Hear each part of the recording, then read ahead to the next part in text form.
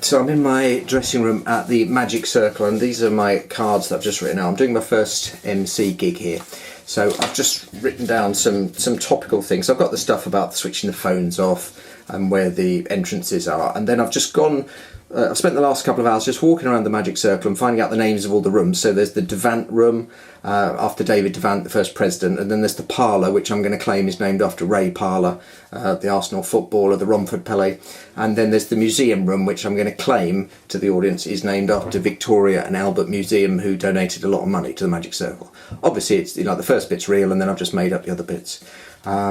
And then down in the I went to the museum tour. So the way the Magic Circle is, you've got the museum down the bottom, then you've got the parlour where they do the parlour magic, you've got the Devant room, which is the club room, and then right at the top where I'm working is the theatre.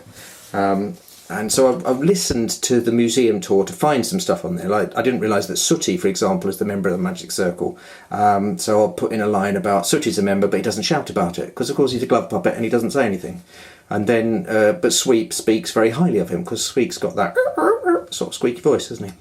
And then there's the story about the old Chinese magician, and he got shot, and then when he died, this was 100 years ago, and then when they took the bullet out, they found actually it was a Caucasian white man, and it was an American guy who literally did the act as the China guy. So just stuff like that I've put in, and then I'll do the story about splitting my trousers on stage in South Africa, and then introducing the people. So the magicians I'm introducing are Andy Clockwise, Duncan Trillo and John Allen. So Andy Clockwise, I just thought of a little line for that. I've just run it by Andy. He's sharing the dressing room with me. He's just out doing his tech rehearsal at the moment. And I've said, can I say, when I introduce you, when I heard the first performer was called Andy Clockwise, I thought it was a wind-up. He thought that was a good line, so he said yeah. And then his line about it is that he gets, whenever there's travel reports on the radio, he always gets a mention because they say the M25 very busy anti-clockwise. And of course that's his name. So yeah, that's how I do it.